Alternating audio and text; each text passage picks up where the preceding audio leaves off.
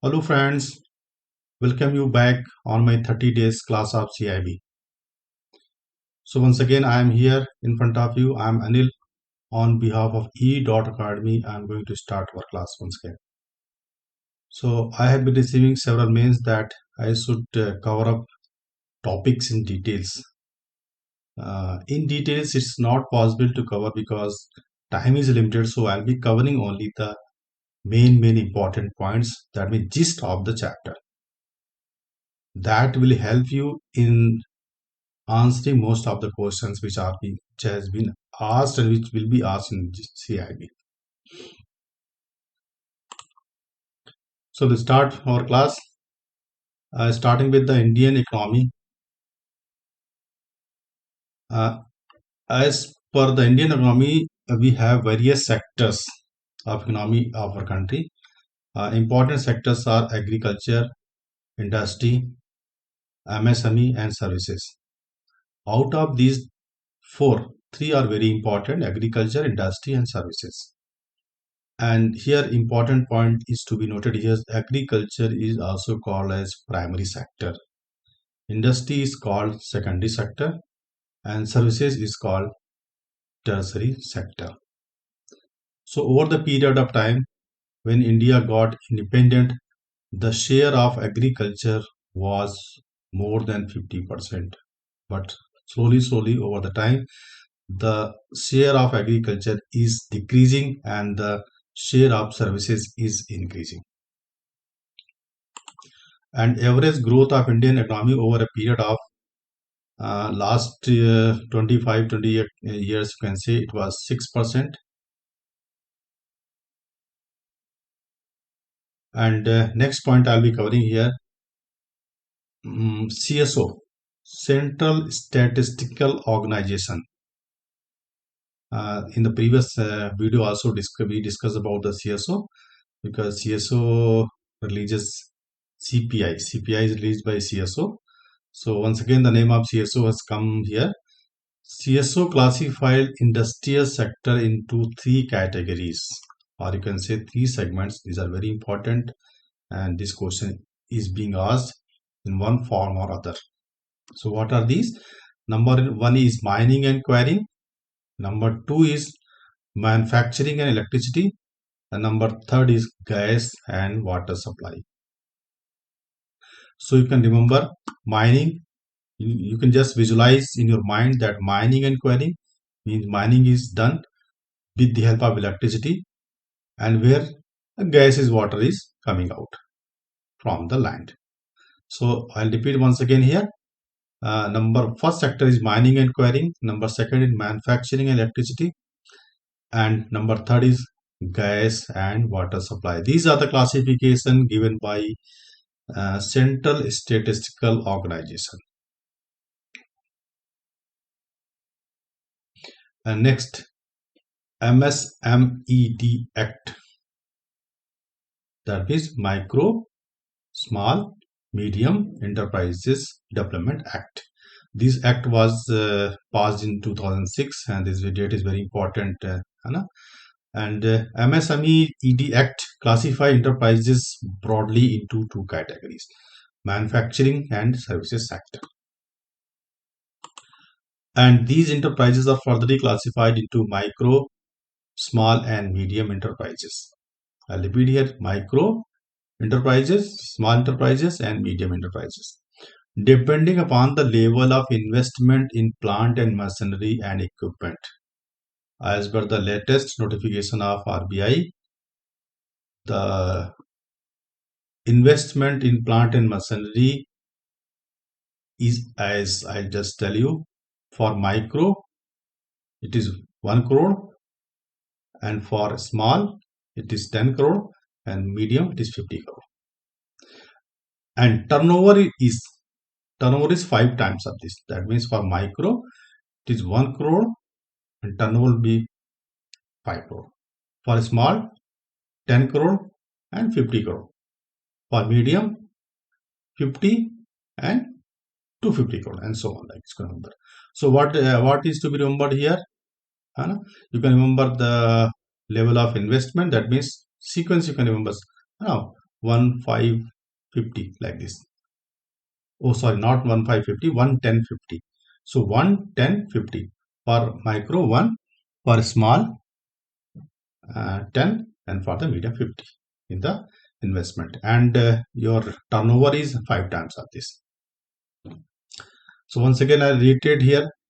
Agriculture sector is called primary sector, industry sector is called secondary sector, and service sector is called tertiary sector.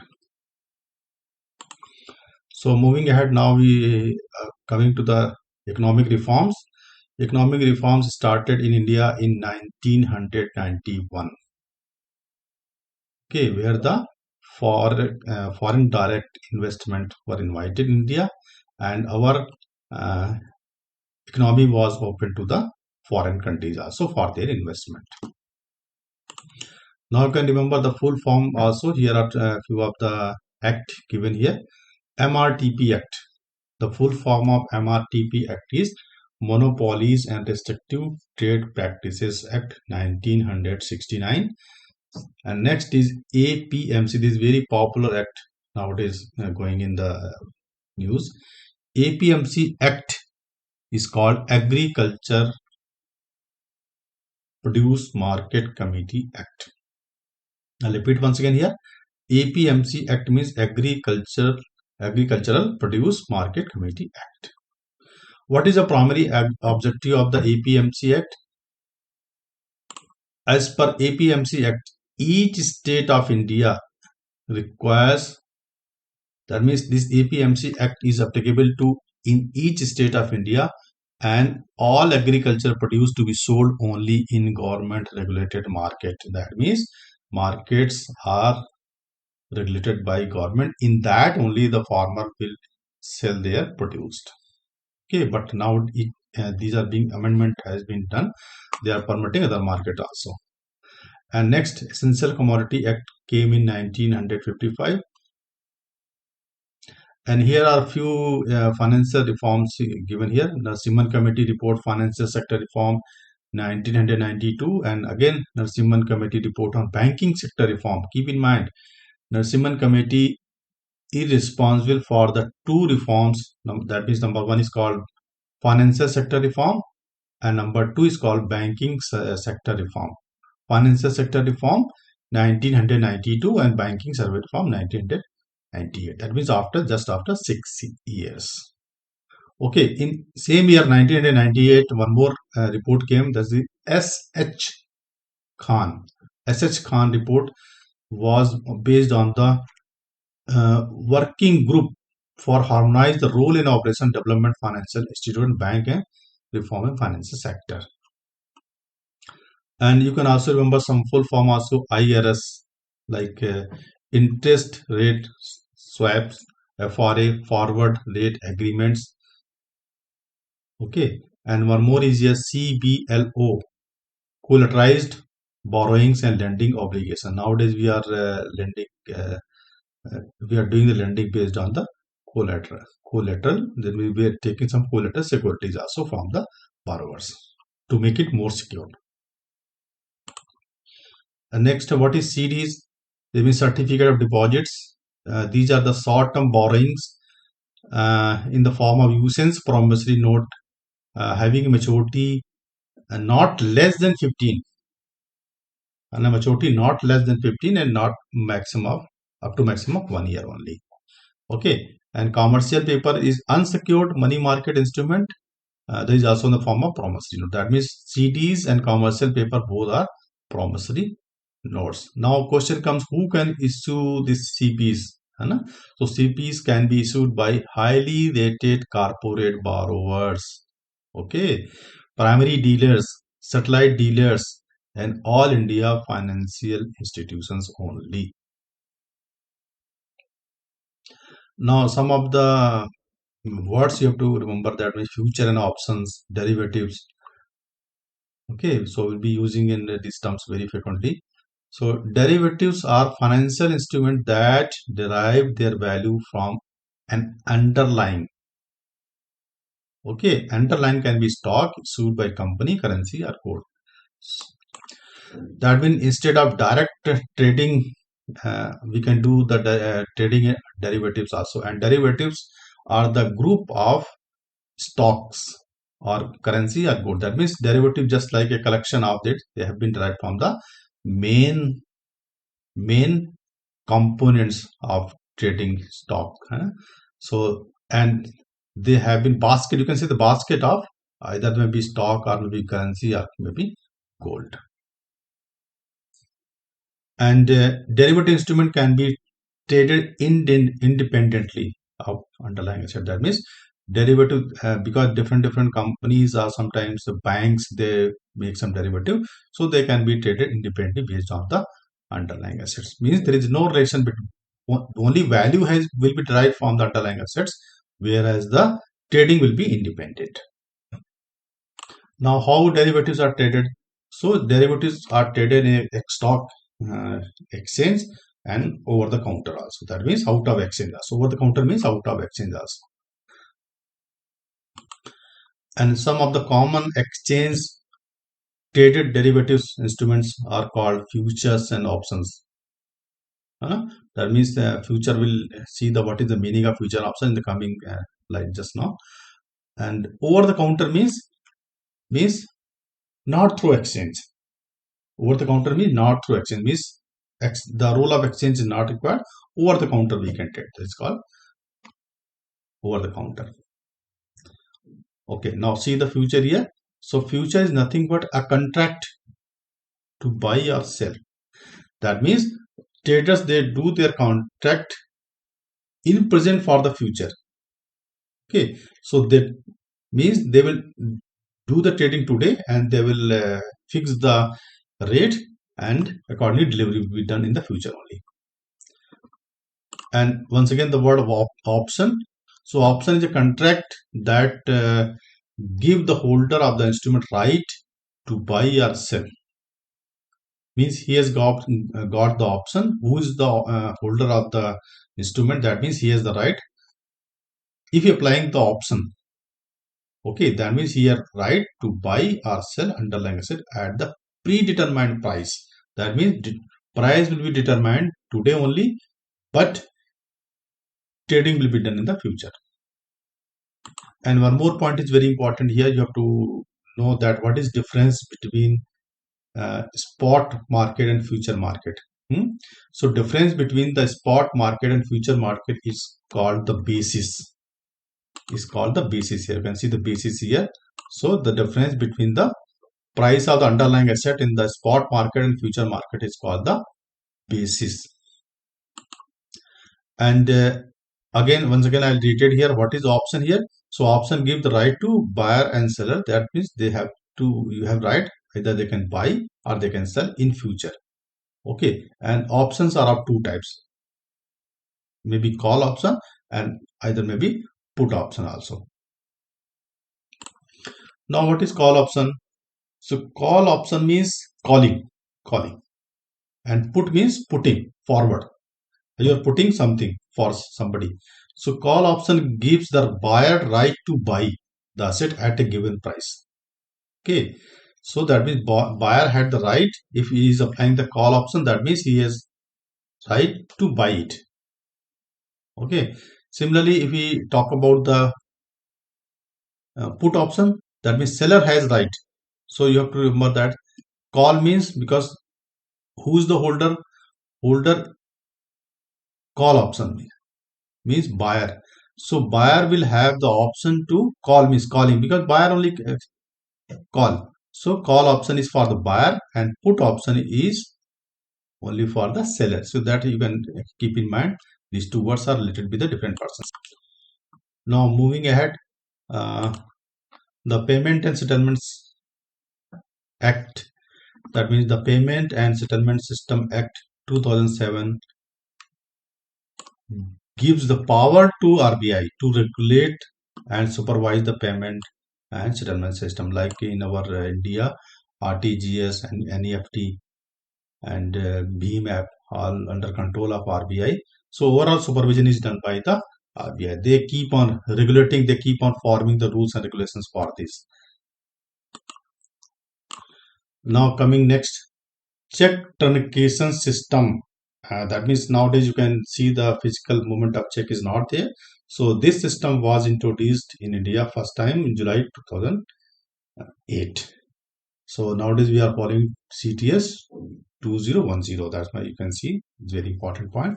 And government security market, GSEC, this is what we call GSEC. So GSEC is auction related instrument where the government sometimes do the auctions to give money to the market or absorb from the market through the RBI. So RBI regulate all this GSEC market of the government of India. Now, what is difference between foreign investment? So foreign investment are basically two types. Number one is foreign direct investment, and number two is foreign portfolio investment. So you have to keep in mind what are two different kinds of foreign investment. So foreign investment are of two types: foreign direct investment and foreign portfolio investment. You can see on the screen also. And what is FDI? Now question comes, what is FDI? You must be thinking, what is FDI? So FDI means investment by non-resident entity, person resident outside India in the capital of Indian company.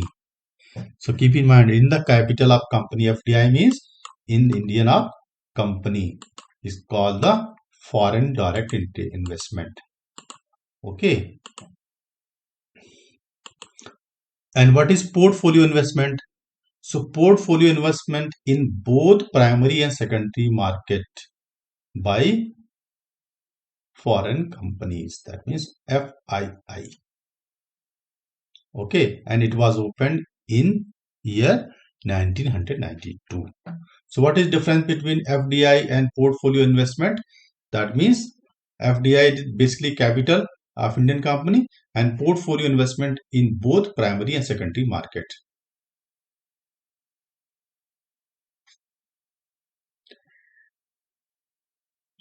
Okay, now coming back to next important point, how poverty is measured.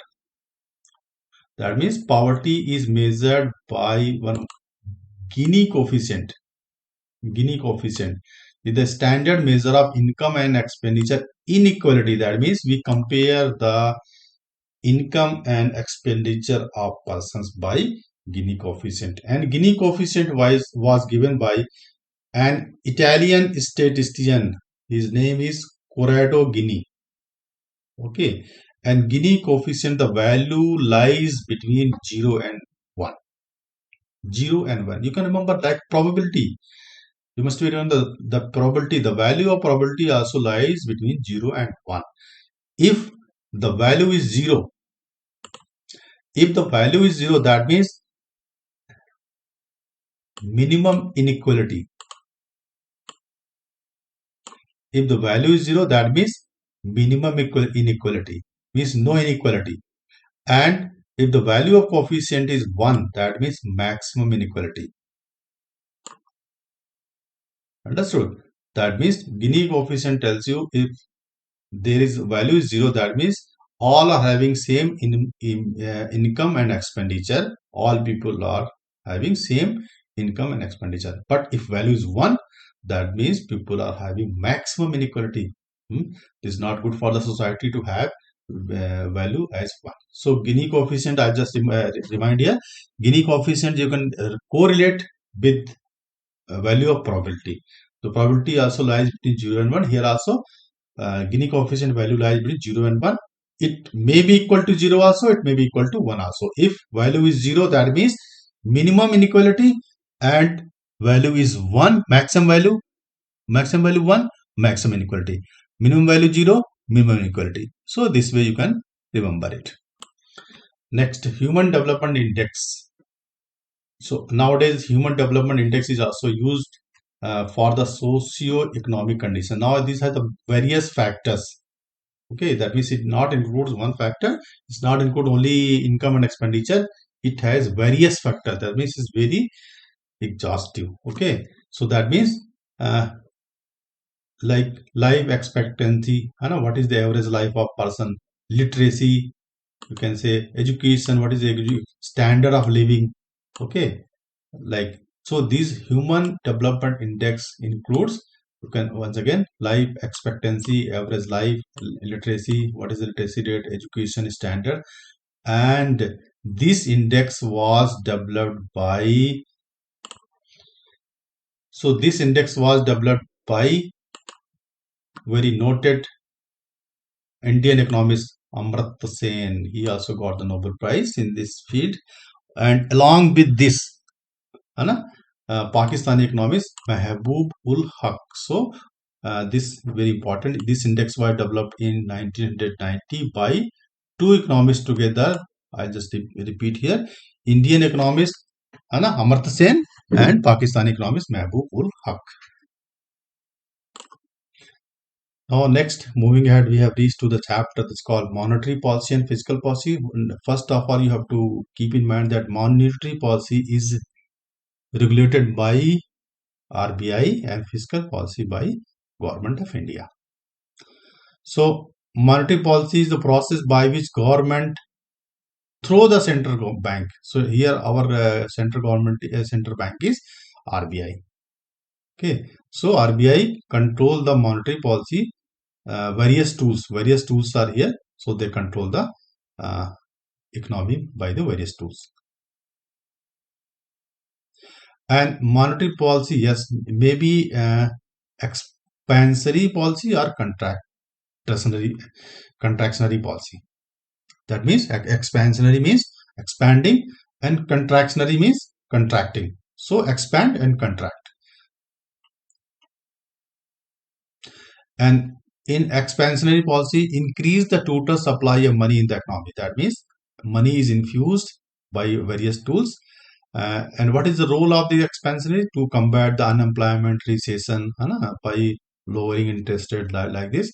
And contractionary policy means government used to withdraw the money from the market.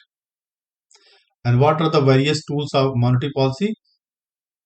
So these are the various tools like bank rate, CRR, SLR, and market stabilization scheme, repo rate, reverse repo rate. Now, can you tell me this? Because I have just told you various rates are here. Can you just remind me what are the various rates are here? That means I'm asking just what are the present rates of nowadays. So bank rate, starting with the first one, I just remind everybody. Bank rate is nowadays 4.25%, and CRR is 4%. So 4%, and bank rate is 4.25. So 4.25 bank rate. CRR is 4%. SLR is 18%. And reverse report is 3.35%. I'm talking about the present rate nowadays. Reverse repo rate is in 2 times column. So you can remember this: bank rate 4.25, CRR 4%, and SLR is 18%, and reverse repo rate is reverse repo rate is 3.35%. And what is repo rate? Repo rate is also 4%. Repo rate is 4% here. Okay. In addition to all this, there are two more rates are here. I'll just remind here. Bank rates. Bank rate 4.25, and MSFR, marginal standing facility rate, is also 4.25%. Okay. So bank rate, once again I have told you bank rate. So rate of bank rate and MSFR, that is marginal standing facility rate, both are same, 4.25, 4.25. Now we'll have the quick glance what is these terms are here: bank rate, CRR, repo rate, what is reverse repo rate, what is the role of this. So bank rate is a discount rate, is also called discount rate. Okay, so bank rate is a discount rate at which the central bank charges on the loan advances that is extended to commercial bank and financial institutions. Understood? So if some banks or institutions, they are taking loan from the RBI, so this rate will be charged by the RBI. And what is CRR? So CRR is also called as fractional reserve banking system. This means is part of fractional reserve banking system. And uh, in this system, all banks are required to keep only a fraction of their deposit liability in the form of liquid cash with the RBI. Why they are keeping? For ensuring safety and liquidity of the deposits. What is the role of CRR? That means if CRR is more, okay, if CRR is more, so more the CRR, that means liquidity will be decreased in the market. Okay, this question is being asked, what is the role of the CRR? So CRR level more, liquidity will be decreased and vice versa. And where the CRR is defined? So CRR is defined in RBI Act, section 42. Okay, and SLR is defined in Banking Regulation Act, section 24. So this you also can remember. SLR is also referred to that same amount of bank require maintaining cash in the form of gold and approved securities. So CRR is kept with RBI and SLR bank they are maintaining with them. That means CRR goes to the RBI whereas SLR is kept with the bank itself. And what is this? They maintain the form of cash and gold and some or approved securities. What is the rate of SLR? SLR present rate is 18% and CRR rate is 4% nowadays. And both are very good instrument that this monetary policy is controlled by RBI. And always keep in mind that SLR is determined by the percentage of total demand and time liability. Total demand and time liability is, that means SLR, if SLR is 18%, that means total demand and time liability of the 18% bank has to keep in there with them. One more is very important tools that is RBI is using nowadays for controlling the economic condition of the country. That means is part of the monetary policy. It's called market stabilization scheme. So RBI introduced market stabilization scheme after consulting government of India for mopping up liquidity or more enduring nature. Under this scheme, what the RBI does, that means they issue the treasury bill.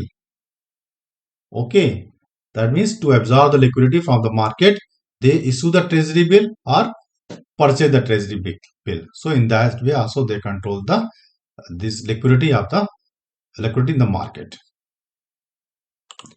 Now we'll see what is difference between repo rate and reverse repo rate. The basic difference between repo rate is the repurchase rate.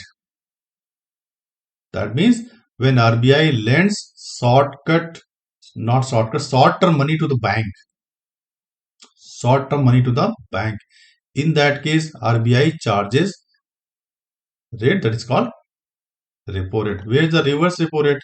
Reverse repo rate is the rate at which the bank park their short-term excess liquidity with the RBI. In that means reverse repo rate is a rate given to the bank by RBI, whereas the repo rate is the charge by RBI when bank there keep their money in the RBI. So there is difference between repo rate and reverse repo rate. I'll read it here. Repo rate is the repurchase rate at which the RBI lends short-term money to the bank. That means this rate is applicable when RBI lends money and interest is charged by the RBI. And opposite to this, when bank there keep their money in the RBI, okay. So if excess liquidity is there, so bank or sometimes bank they keep or RBI they ask the money to keep in the RBI. So that is called reverse repo rate. And what is the effect? Increase in reverse repo means RBI will borrow money from the bank at a higher rate of interest. So bank would prefer to keep their money in the market. If reverse repo is increased, what is the effect? If reverse repo rate is increased, that means bank will prefer to keep their money in the RBI. That means liquidity will decrease. So in this way, you can correlate with the repo rate and reverse repo rate. This question is also asked many times. What is the open market operation? Under this, RBI buys and sells government bond in the secondary market. Okay, that means sometimes, as per you might have just seen here, and the previous is this market stabilization scheme where the treasury bills are issued. Okay, these are the directly issued by the RBI in the under the market stabilization scheme MSS. Okay, but in open market scheme now means open, not by this, already issued. Okay, already issued in the market. That means to control the monetary policy, RBI also sells and buy the government bond in the secondary market, not the primary market. Okay, and the role is same. A role is same as the CRR and SLR. Like in open market, the RBI can control the liquidity in the market, and therefore they'll be able to stabilize the market. And coming the last, that means what is the RBI's monetary policy objective?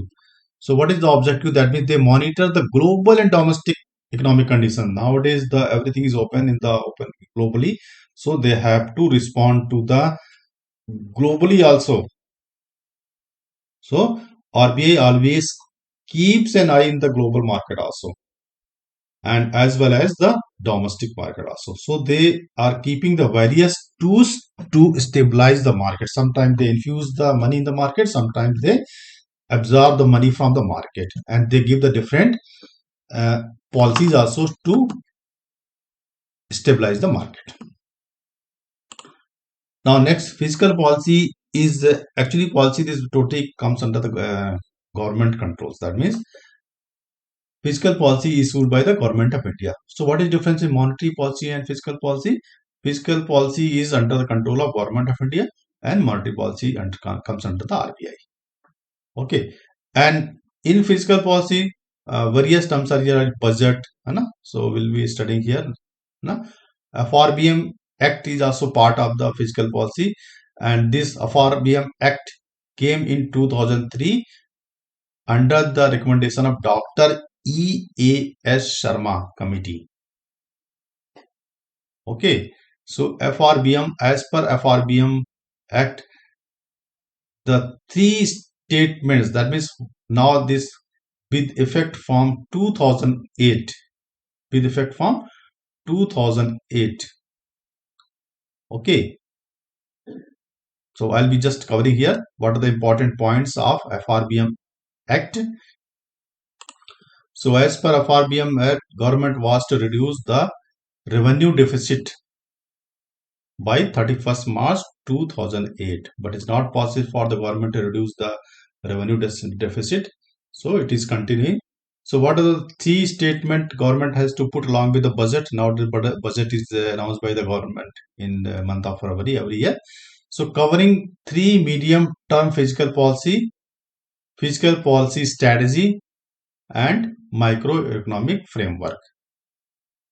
So main component of the this FRBM Act was to reduce the revenue deficit.